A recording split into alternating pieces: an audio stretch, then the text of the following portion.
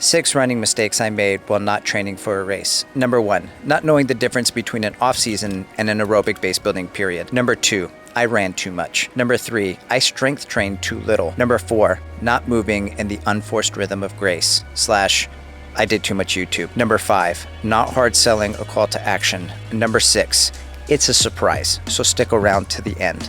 Or skip ahead, because it's YouTube. I just want to make you happy. Now, you may be asking yourself, why was that guy laying underneath the car? Why did he decide to brush his teeth after pushing record? Why does dish soap have a limited edition? Life is full of mysteries. Now, there is a question I did get answered recently after running a marathon as Forrest Gump. Run, Forrest, run. What is an off-season? Yeah, what's an off-season? When we don't train for a race. I'm confused. We run, but we don't train for a race. Oh, so you mean like an aerobic base building period? No, that's different. That's where we run a lot, but we still don't train for a race. I'm more confused. Here, let me explain. Here are 6 running mistakes I made while not training for a race. Oh, like the title of this video. Exactly like the title of this video. Okay, mistake number 1, not knowing the difference between an aerobic base building period and an off season. Put simply, when you are training for a race,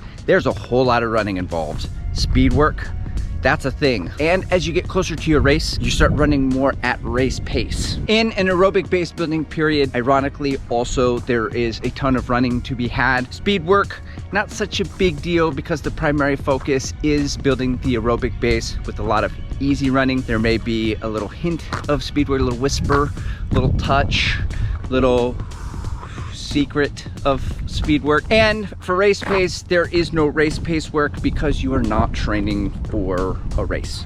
Enter the off season. So running is still a priority. It is just now on the bottom of the priority list. It's like a rest season. It's time to focus more on other priorities, which could be running related like strength training, mobility, and sleep. But it could also not be related to running, like more prayer and meditation time. It could be family time, or time for other hobbies like YouTube. But not knowing what an off-season is led to the following mistakes. Mistake number 2, I ran too much. Twice, actually. The first time was after a marathon I ran in May dressed up as Forrest Gump. Immediately following this marathon, I waited exactly 5 days before I started running again. And then I ran for 9 straight days for a total of 68 miles. But then my sometimes coach, Hernan, told me that I should be running easy, to take it easy, to run a lot of easy miles over the summer, and to not go over 40 miles a week if I can help it. So the next 2 weeks I ran 31 miles and 24 miles before completely forgetting and ignoring what he said and starting to ramp up my mileage for Summer Grit. For those of you who do not know what Summer Grit is, it is a running event put on by the fine folks over at Believe in the Run. The purpose of this event is to run as many miles as possible in one of the hottest months of the year. So I started this July, the first 6 days, by running 64 miles before I caught myself. All right, here we are, back at the office. Still trying way too hard, apparently. The reason it is not good to run too much during an off season is that the off season exists in order for your body to lighten the load, to recover. So if you go out and you train for marathon block after block after block after block, you're increasing the likelihood of injury. And lifting weights is one of the best ways to prevent injuries and to get faster. Off seasons are also a time to gain or lose body weight. For example, if you wanted to put on muscle mass, which is pretty flickin' impossible to do in the throes of marathon training when you're running 80 miles a week. So putting on muscle is possible if you don't make mistake number 3, which is to work out too little. So how much is too little? Well, it depends on the individual. I know everyone hates that answer, but for this individual, 1 to 2 times a week probably isn't gonna cut it unless I'm doing full body workouts, which take hours that I don't have. So what happened? When I returned to strength training, the first week back, I took it nice and easy, as I should have, right? Because I didn't want my muscles to get too sore. And then when I started to cut my running back to running only when I felt like it, intuitive running, right? I also cut my strength training back to only training when I could get it in. Intuitive lifting. Yeah, I get it. Hilarious. So then when I ramped my mileage back up and I started running for Summer Grit, I was too busy running too much to get the adequate lifts in. That's how I lifted too little. Ultimately, the common denominator problem is aimlessness. Aimlessness. The aimless monster. Messy.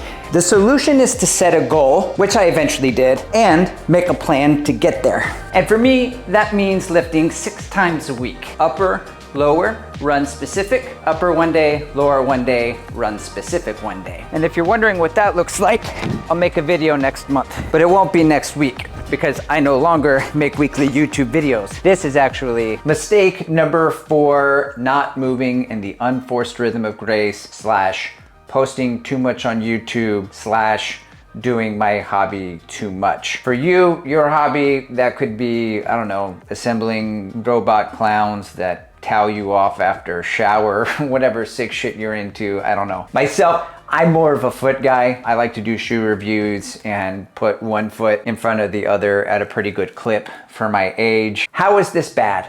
Time is a finite resource. I literally can't do all the things that I would like to do in a given day. So one of the ways I know I'm out of balance is if I'm losing sleep or not being able to show up in important areas of my life, like my recovery or my family. I was actually staying up late to edit YouTube videos, so not only was I not getting a lot of sleep, but I started to miss running sessions and strength training in the morning. So I have this tattoo.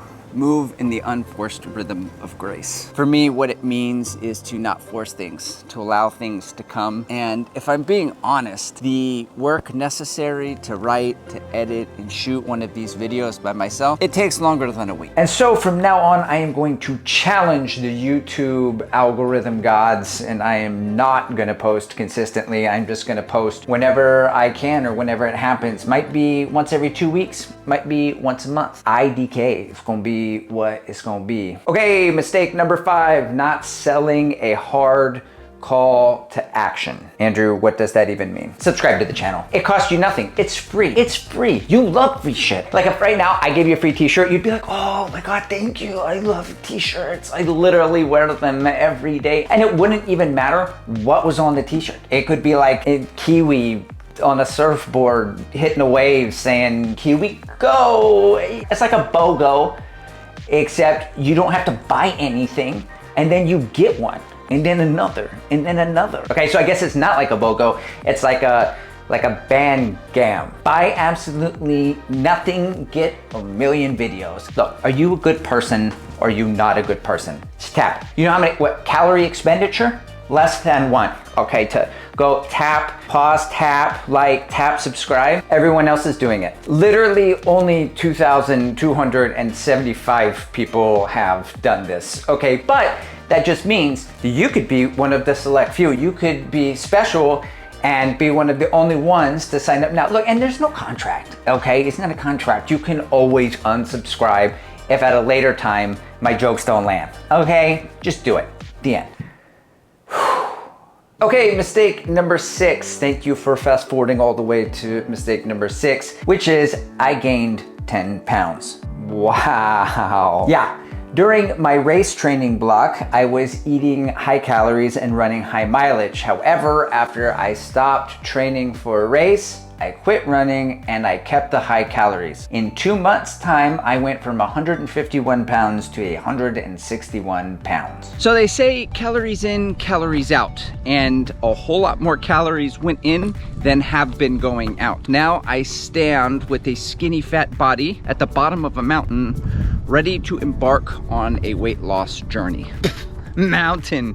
It's more of a foothill, my guy. Anyway, so I'm gonna be losing 10 pounds in 10 weeks. I started 3 weeks ago. I've already lost 3 pounds. I'm recording it. I've been recording it. I'm gonna continue to record it and I'm gonna share it with you. So if you're on a little weight loss journey, you can join along. If you're not, I'll make sure to keep it full of jokes and jokey so you still get some entertainment from it. This is the part of the video where a very crafty YouTubesman will oftentimes drop a link to another video they did on a related topic, then you click on it and they make an extra penny or two. However, I didn't make another video relevant to this one yet, and I'm also not very crafty. So I'm gonna go back in time later and drop the weight loss video right